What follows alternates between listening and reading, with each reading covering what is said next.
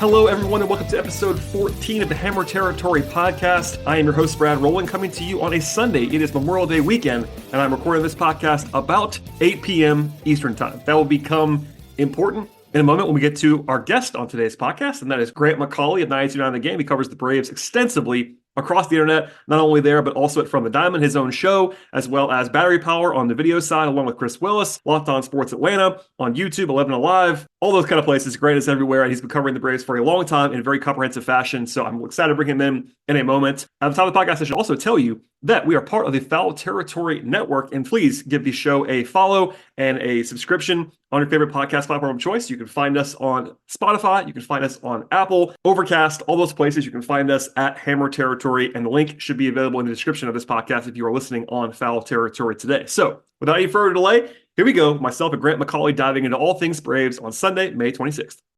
I am joined now by the great Grant McAuley. How are you, sir? I am doing well. I appreciate that very, very friendly intro. It's true. I will have already talked about it before I bring you in, but you are everywhere on the internet, and we'll plug all that stuff along the way here. Of course, we are recording this Sunday evening, a little bit of an interesting time slot. I'd already had you booked to do this appearance before the Ronald Acuña news broke today and how it happened and all that, and we got to start there. So I think probably people listen to this podcast, especially on Memorial Day weekend, have probably seen the replay at this point in time. And in case you missed it, there was this kind of bizarre play in the first inning on Sunday in which Ronnie essentially went down in a heap, going the wrong way. And I'm not even sure what the best way to describe it. It's hard. I'm always trying to figure out like how to write this down. It's like, how do you even describe this play, Grant? Anyway, the long and short of it is he hurt his knee in some fashion. And he, after the game, talking to, I believe it was Mark Bowman, Justin Toscano up in Pittsburgh, was a little bit upbeat. Like it wasn't the same feeling as the ACL tear, all that stuff, but it didn't look good, number one. And we're all guessing, again, this is Sunday evening when we're recording this, but what was your reaction and like what happens now? Because everybody's kind of doing the same thing, which is basically holding your breath until there's news.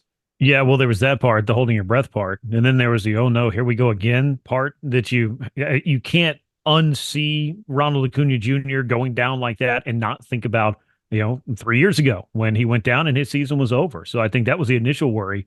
As he started to kind of work through it and was able to, limp off the field, he did have some help, but he didn't have to be carted off, which, if we're looking for the small moral victories and signs that say, hey, maybe he's going to be all right, those are a couple of things I think you needed to see. But yeah, hearing from him after the game, and I was talking about this on From the Diamond earlier on 92.9 The Game, which is my local show, which, I had everything written up, and then the Ronald Acuña Jr. news happened, and well, that changed everything for everybody. But what it sounded like from those comments was, it wasn't dour, but it was very matter of fact. Like, it felt a lot like the 2018. I thought it was a hyperextension. I know they've said it was a sprained ACL. I haven't gone back and looked at all of that. I'd kind of wiped some of these things from my memory because he came back and was such a tour de force that year. You hardly think about that one. But the fact that it was the more minor of his knee injuries, that this was reminiscent of, that the pain had subsided at least a little bit as it went along, and that he could limp around the clubhouse. I think all of those are just kind of some immediate signs that maybe he's going to be all right. He is going on the 10-day injured list. He did reveal that after the game. We'll find out. MRI sounds like it was scheduled for tonight, according to Acuña. Go to the ballpark on Monday and then figure out what the Braves have discovered. And hopefully for Ronald Acuña Jr., we're talking about a matter of weeks and not something that lingers on for a long period of time or requires surgery that would keep him out for the remainder of the season. Those are the things, fingers crossed here, that we're going to be able to hear. But I still feel like, just based on everything that we saw and heard after the game, it feels like a bullet dodged, but we won't have confirmation of that for, not quite 24 more hours. Yes, the listeners may know this before we do, obviously, because, it's just one of those timing things. But he did say he didn't feel a pop. Just to say this out loud, that doesn't mean that you're out of the woods. It's a good thing relatively, you would think. But, and, obviously guys know their bodies the best. Ronald is, of course, familiar with the way his body works. So he seemed to be a little bit more on that side. And, Mark Bowman said, I believe he used the term significant limp in the clubhouse after the game. No surprise. It didn't look good. Like there was no way to avoid an injury of any kind. If you watch the way that happened, like he was going to be out for a little bit of time just based on the way it all happened. And he was the first to say, I know Snit didn't say IL, but like Snit was basically just saying, we'll wait till we have information. He kind of didn't want to speculate at all. Whereas Ronnie, as you alluded to, talked about going on the IL right away. We could probably save this, but essentially let's just do as long as Ronald is out, what happens, because today they could shift Duvall to center, they could kind of do that, but this is not a team that's necessarily set up depth wise to withstand in the outfield, Ronald being out for that long. So what do you make of all of that? They got Michael Harris, all those things. Like obviously having Harris really helps you, but they have this platoon going in left field that works in theory, but now they both have to play most of the time, you'd imagine, until Ronnie comes back. Yeah, but I would say this. I mean, these are the reasons why you sign an Adam Duvall, Sure. because after signing him, it became a lot more apparent that at least there was somebody that you had that could play all three outfield spots that you could put in case one of those guys got hurt, whether it was Acuña, Harris, or Kelnick, anybody. And I don't mean hurt like misses the whole season. I mean, if they got to go on the injured list with a hamstring deal, what are you going to do for 10 days? And I'm not knocking Forrest Wall or some of the other guys that they brought in spring training, Eli White and some of those guys. But Adam Duvall, just no pun intended, hits different. So when they brought him back in, that was what I looked at. I know a lot of people focused on, well, this will take playing time away from Kelnick. And yeah, in the short term, it might. But long term, I don't feel like it changed much for Jared Kelnick with the Atlanta Braves based on 2 or 3 slow weeks in spring training. Now you have an Adam Duvall, I'll call it insurance policy. And I think that, you can't expect him to put up the kind of numbers that Ronald Acuña Jr., prime Acuña can do.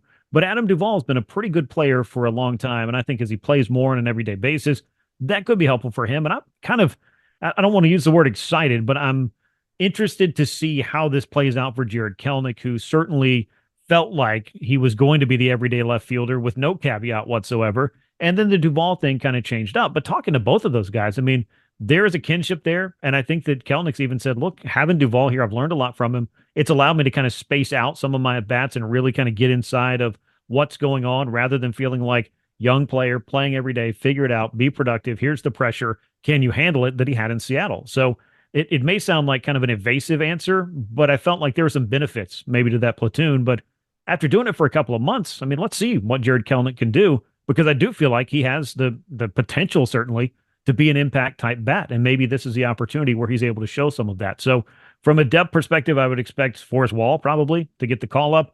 I would expect Michael Harris, maybe Ozzie Albies to move to the leadoff spot.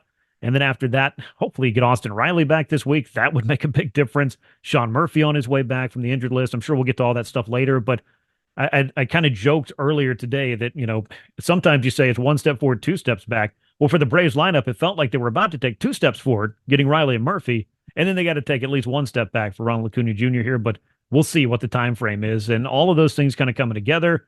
There's no great time for an injury, but maybe if you had to at least get a little bit of a boost, you've got some reinforcements on the way, and you have a decent insurance policy that you can plug into the outfield in the meantime. Yeah, we agree, and I think it will be Forrest Wall if I had to guess. They do have JP Martinez is on the 40-man if they needed to do that.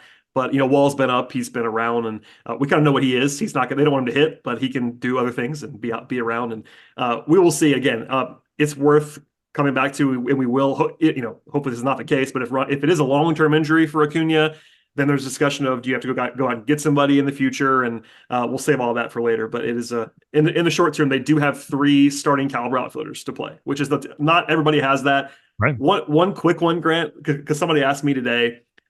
You probably won't be surprised. I got the Kim Morcello's in a play left field question, which I think we all know they don't want him to play left field. But in the event of something like this, you know what I mean? Especially because if you have Murphy coming back, the theory would be Murphy, d'Arnaud, catching DH. Can or will they, I guess, are they willing to stick Marcel every once in a while in left field, or is that door completely closed? No, I don't think that door is closed. I mean, it's not plan A, obviously. Yes. I wouldn't say it is plan B, because you have Adam Duvall. And if you're looking for an outfielder that can make the plays, he's going to be the guy that you put out there in the event that one of those 3 was gone on a regular basis.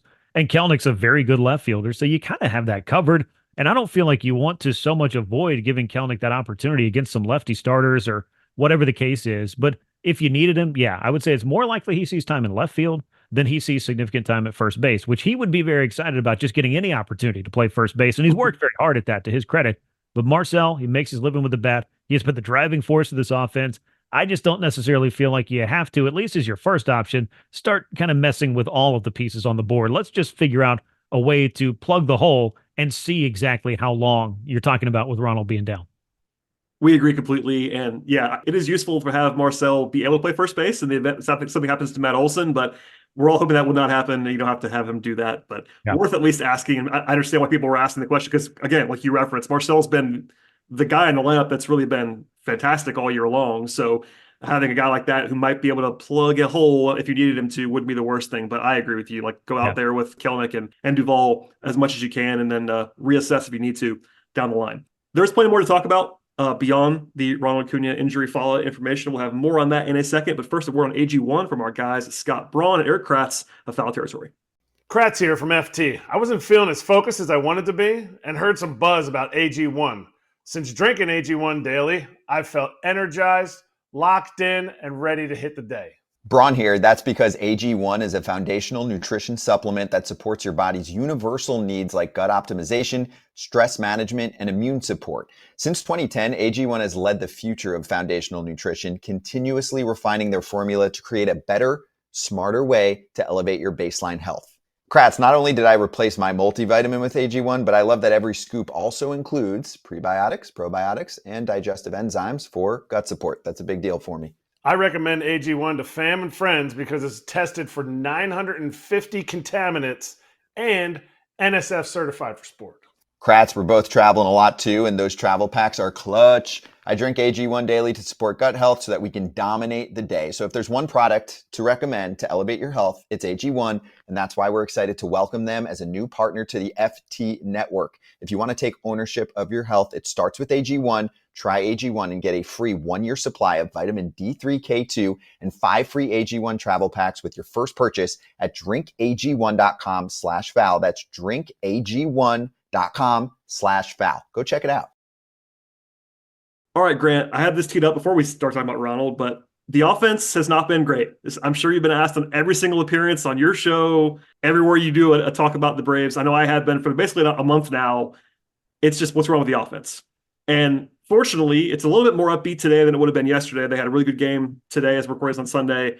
They put up 8 runs, 14 hits, 7 extra base hits, and a much-needed win to avoid a sweep. That helps. But, the last 25 games or so, about a month before that, they had a bottom 5 offensive production level, basically, WRC plus, slash lines, however you want to put it. It's been pretty ugly. Aside from Marcel and, Darno's been pretty good, etc. We'll start broad. What do you make of this? Because I'm kind of the king of guys, don't worry, it's a small sample size.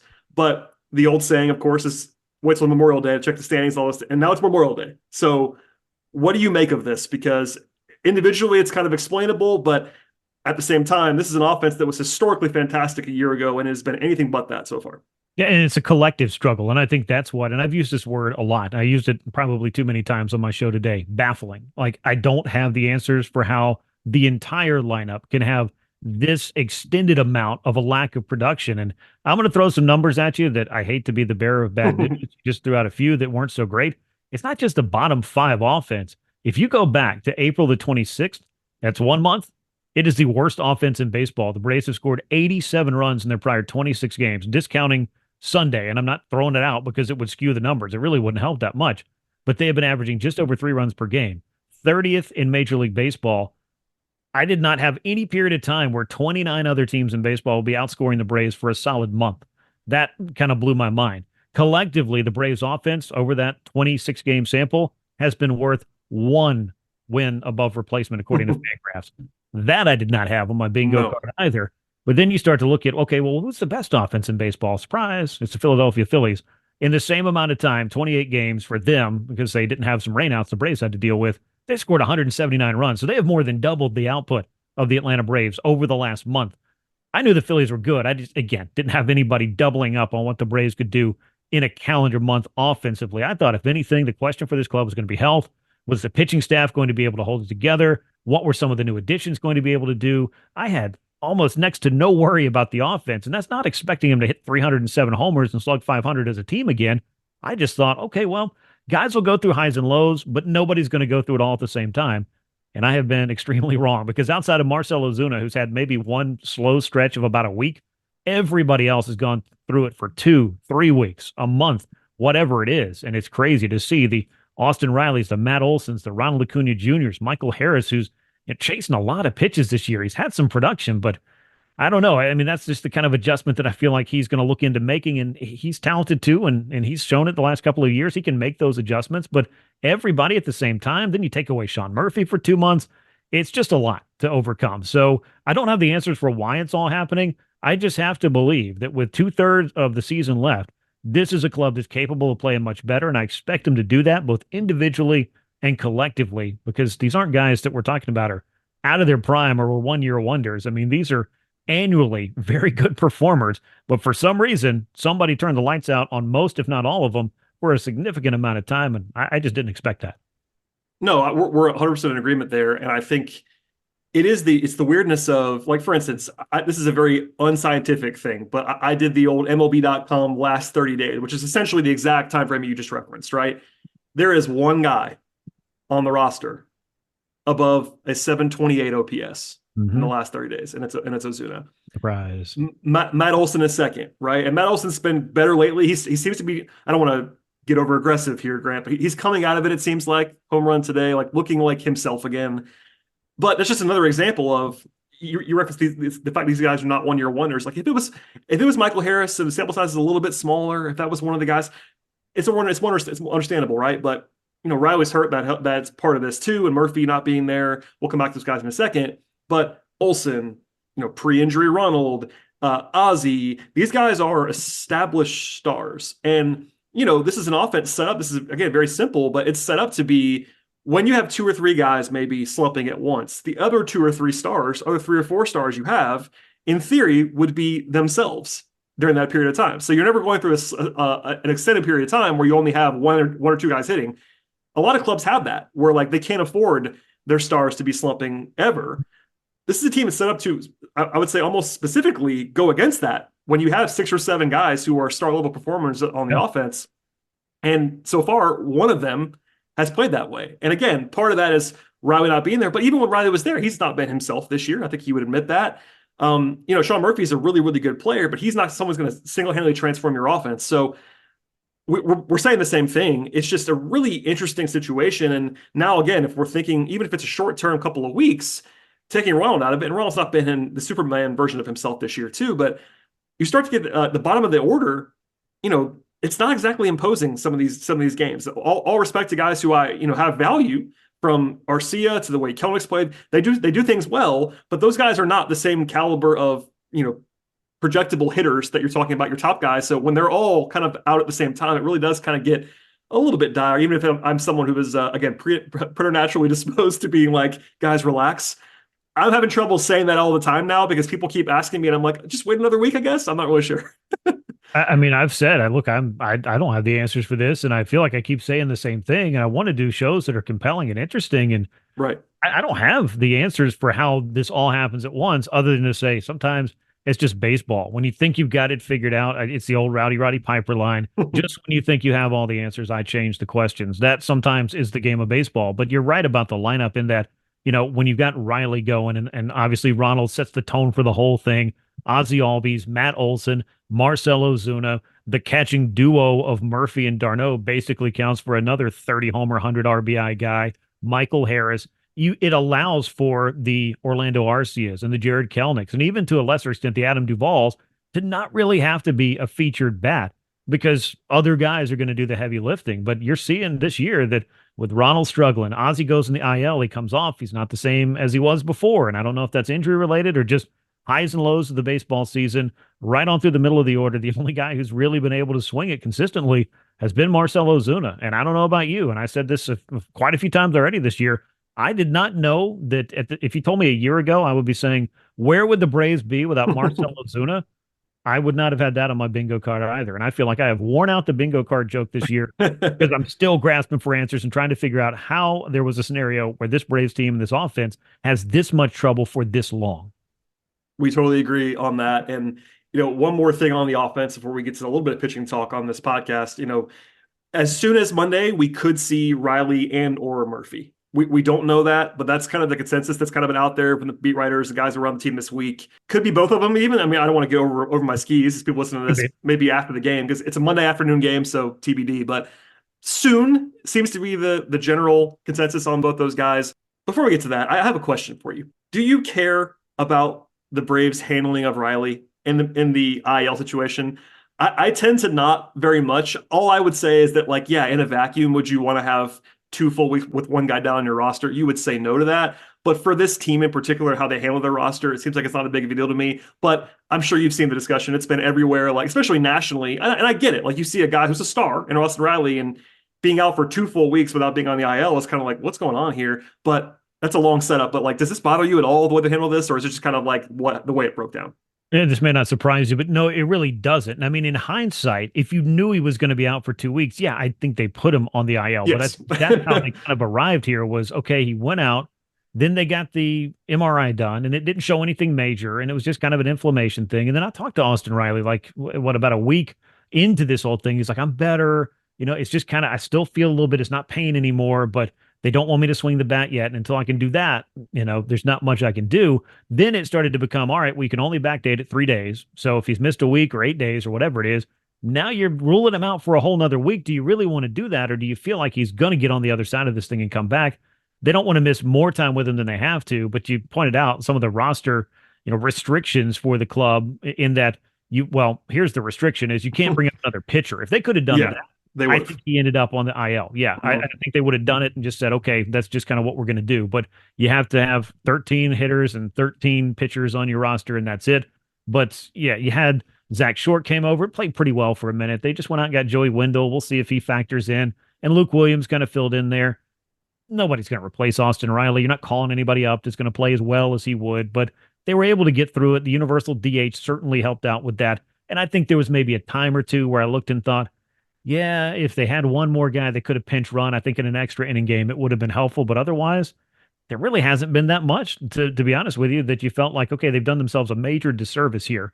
Now, it's dragged on for 2 weeks. If it continues to go, then I think you have to make a decision. But it finally sounds like he's moving in the right direction, which is great. Could be back in the Braves lineup as soon as Monday. Yeah, I think that also generally it's almost taken a long time. I know it's been kind of commonplace now, that the universal DH, the roster restrictions, but not everybody thinks about that yet. I think it's still kind of new, and it's like, hey, the way you put it is perfect. If they could use it, they could have had a pitcher there, they would have done it. But look, this has been a team that has had a 26th man that's not played for, I don't want to overstate it, but a month at a time. I mean, how long did Culberson sit on the roster last year without playing a single second of any game? Like, it's just the reality of the situation of this team. And also, the other thing is not having anybody that you terribly are in love with to call up. Like, it's not a shot at any of those guys in particular. You name some of them, but they don't. The 40-man is limited. They don't have a ton of guys there. So I always wanted to ask the question because people keep asking us. I'm sure you get like, what's going on here? And it's as simple as they thought he was going to be back earlier. But what I've been saying, I think you would certainly agree with this.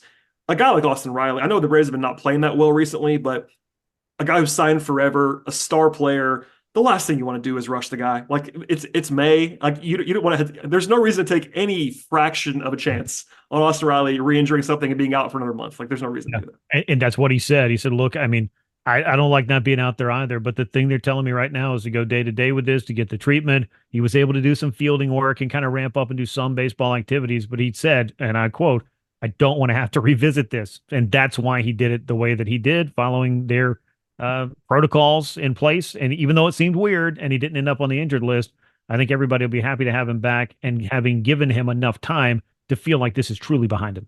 This is not the most sophisticated insight in the world, Grant, but let's just say, for example, the Braves get Murphy and Riley back on Monday, Tuesday, whatever.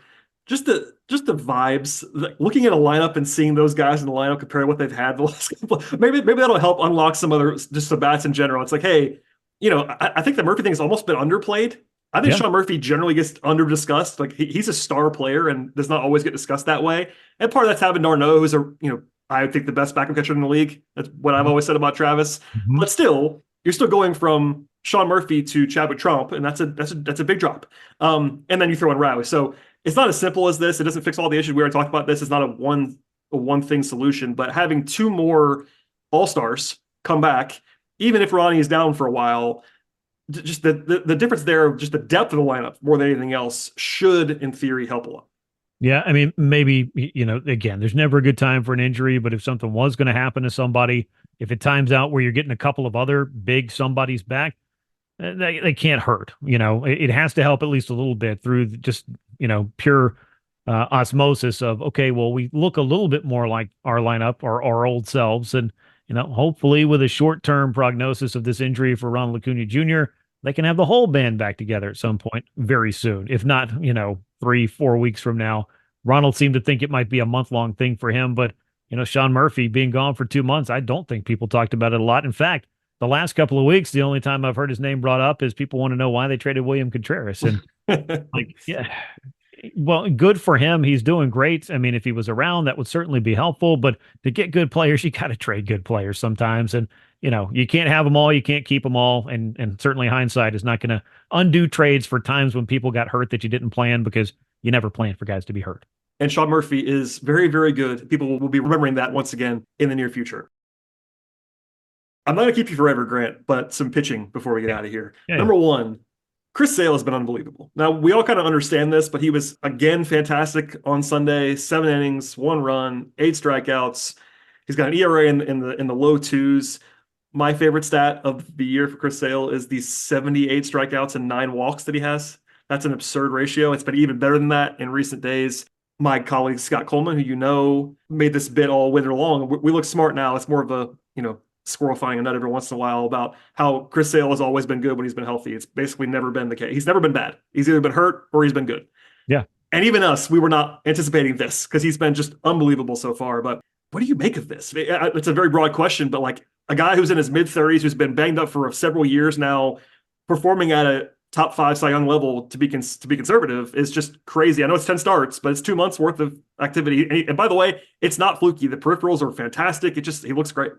Yeah, no, he's not outperforming any particular metric that makes you think, okay, well, this is all smoke and mirrors. No, you watch him, he passes the eye test. You look in the numbers at every possible level. He looks like vintage Chris Sale. And talking to him in spring training, he was so excited about being healthy, finishing 2023, having a normal winter. And then I know there had to be some motivation getting traded, not because he was angry at the Red Sox, but the excitement of coming to a new team and a new opportunity and getting extended on top of that. I mean, he wanted to prove that he had plenty left in the tank, and he has proven that here in his early go in a Braves uniform. I mean, he has dominated in a way that it's the Chris Sale of old. And, he doesn't walk a lot of guys. He racks up a lot of strikeouts, but he's given the Braves innings. And I think that's the number one thing that everybody can look at and say, wow, I guess he's not a 5-and-dive pitcher. He's a guy that wants the ball and wants to stay out there, cover those innings, put the bullpen in a good position when he pitches. And, those are all things, that go into the competitor that is Chris Sale. I know a lot's made out about that, and for good reason. I think that's just something else the Braves really loved about him. But, this is, with all respect to Reynaldo Lopez, being a very pleasant surprise, getting back into rotation. And he could end up being one of the best offseason signings at $10 million per year if he continues to perform this way. But getting Chris Sale, I thought, was the potential for kind of a coup for the Braves, because I don't think too many people expected him to even be on the move, because how many clubs are going to look at the injury history and say, yeah, we'll take that on. But I think the Braves really looked at it and thought, okay, there was some major injuries in there, but lately it had been fluky stuff and not things that were really all in his control. So if he is healthy, and I know it was a big if at the time, and it will continue to always be an if because he's a pitcher, and that's always going to be the case. Yep. But this is a guy that could be really, really good, and that's exactly what he's been, and then some. So this is one of those cases where we can move the goalposts in a good way, because Chris Sale has far exceeded the guarded expectations of most. Yeah, I mean, he's probably going to win pitcher of the month in May, given his numbers, like 2 earned runs allowed in a month. But this is almost made up. 45 strikeouts and 2 walks. He's got to win. He's got to win. Yeah. What do you do with that? But yeah, I mean, look, we already covered it in depth about the lineup underperforming. This team is, it may not feel that way, but this team is 30-20, which is still very, very good. 97 win pace, all those things. Most of that's because the pitching has been excellent so far. So Sale's a part of that. Lopez is a part of that. Even the guys who are returning, Fried's been really good recently. Morton's been his usual rock solid self, despite being 40 years old. It's been exactly what you want from those 4 guys. Mm-hmm. But I have to ask about the 5th spot before we get out of here. So they used Smith-Shawver. First of all, we go back. They had 2 spots because of the way that it broke with the rain and all those things. They had to fill 2 spots once they decided to send Bryce Elder back down, et cetera. They go with Ray Kerr, got to start this week, and AJ Smith-Shawver got to start this week. And unfortunately for AJ, he had a grade 2 oblique strain, which nobody knew about until after the start. He pitched fairly well. Apparently, he told the media that he actually felt it in the 3rd inning and didn't tell anybody else until later. By the way, the year of the oblique, huh? Nobody's really. not enjoying that. But that's obviously just brutal. There was a whole guessing game online about whether it was just like some phantom IL stuff, and obviously it was not. Grade 2 oblique strain is a real thing. And Ray Kerr was a weird situation for him. He didn't even know he was starting until the day of the game. I'm not saying you close the door on Ray Kerr as a starting option, but what we can probably agree on is they don't have a guy they love right now in the 5th spot. Bryce Elder struggled badly in his first starting back with Gwinnett. It's one start, but what happens here, man? They have a big TBA on the list this week, as you I'm sure have seen. What would you do? And also, what are they just going to cycle this till they find something they like? Like, Waldrop's the name everybody always wants to see Waldrop sooner rather than later. Where's your head on this? Yeah, I think that they have to kind of, hit that shuffle button for a little while with that spot. And yeah, I mean, the rain delay that happened or the rain out that pushed, I mean, you could tell they wanted to win that, or at least split that series, I should say, with the San Diego Padres, because, I mean, who wants to go out potentially losing 3 out of 4 or being swept in a homestand? And I think that's kind of why they wanted to go with Reynaldo Lopez and Chris Sale on that day. It just, unfortunately, didn't work out in that first game. But then it did create like that secondary option. And we'll get into the other stuff. But the Ray Kerr thing to me is a little bit curious, because I looked at him as like, okay, well, this guy has proven that he can throw multiple innings.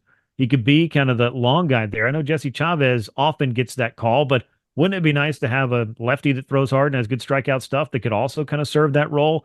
And with all the minor league guys that they do have, and I know that Darius Vines and Alan Winans and Dylan Dodd and Bryce Elder to a certain extent as well, though he's had more big league success than the other guys I mentioned. I mean, do they not have enough guys that could kind of fill in that 5th spot? Maybe throw Ian Anderson back into that mix here in a couple of months. Obviously, Hurston Waldrop is a name that everybody's going to gravitate towards, but it just, to me, was curious why you would even bother moving Kerr into that starting role.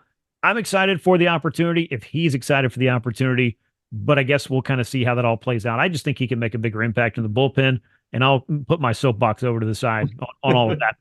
To make a long story short, yeah, I think that they, in the short term, have to figure out, who is lined up, who's available, what is the deal with the 10-day option window, because you can't bring guys right back up. And then they had some optionable problems in the bullpen where they don't have too many guys that they can option, and Ray Kerr is one of those guys. And I don't know if that really matters in the bullpen in the big scheme of things, if everybody's healthy and, at some point, Tyler Matzek gets it figured out and jumps back in there. Maybe the need for Ray Kerr in relief is not as great as it is without a Tyler Matzek.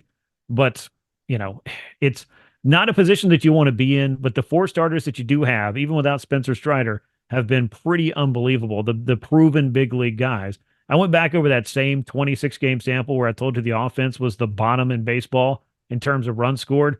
Looked at the starting rotation.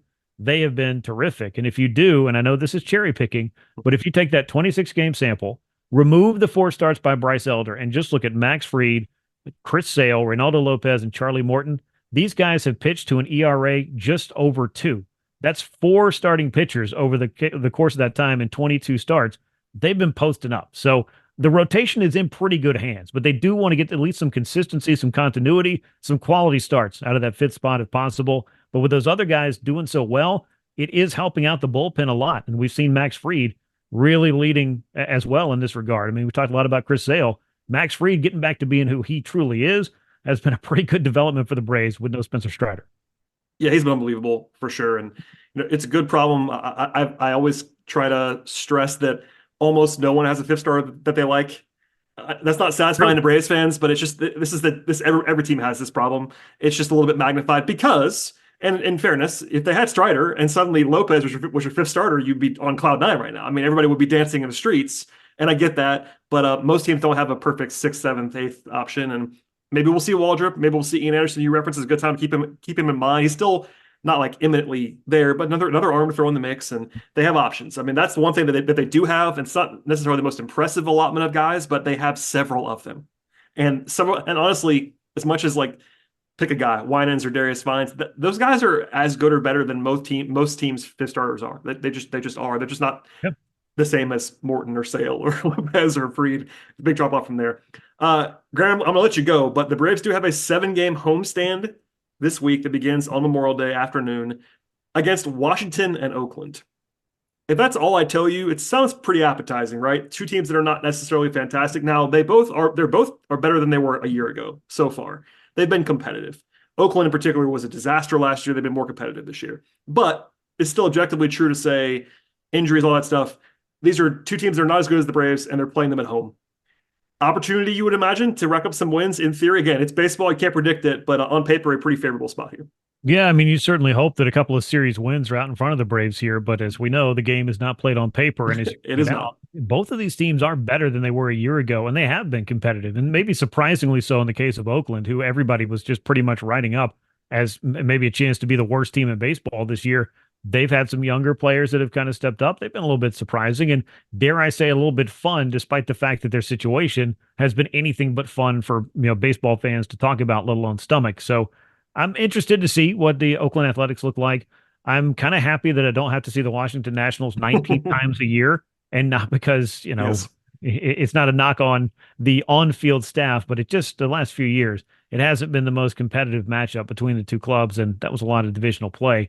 But they're, doing some things this year. They're at least taking a step in the right direction, I feel like, and maybe some of their, bigger prospects and those guys will jump in at some point this year or next year, and they'll start to turn a corner a bit. But I feel like the Nationals have kind of taken the spot I thought the Marlins would be in, and the Marlins have more or less just devolved into a worse version of last year's Nationals, most certainly. And that was a bit surprising. But yeah, this is a homestand that if you feel like if you got 7 games there, the Braves could win 5 of them and feel pretty good about it. You got to win 4, I think, of these 7 to feel like you took advantage of this homestand and this run of teams at all. Yeah, at least that many, you would imagine. And yeah, look, as we record this, the Nats are 5.5 games ahead of the Marlins. That would have been a surprise. Yep.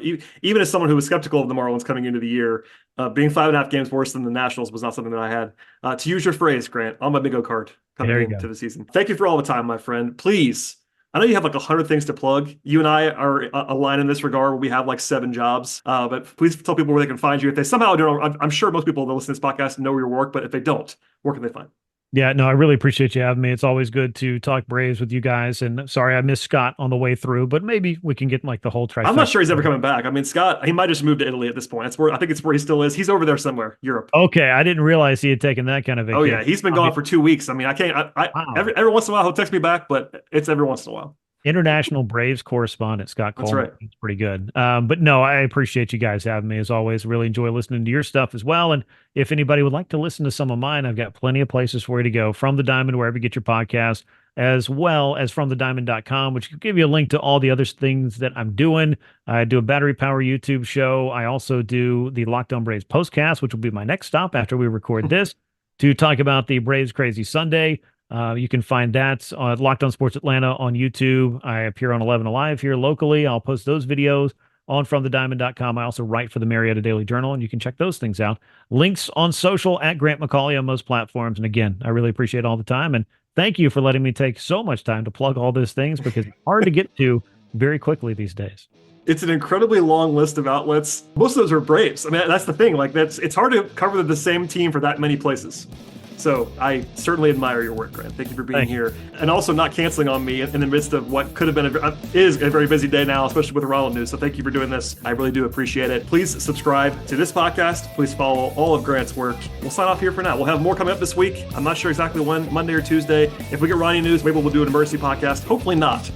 If it's bad news, emergency podcast. If it's not, probably not. But stay tuned, subscribe to the podcast, follow all of Grant's work, and we'll see you all next time.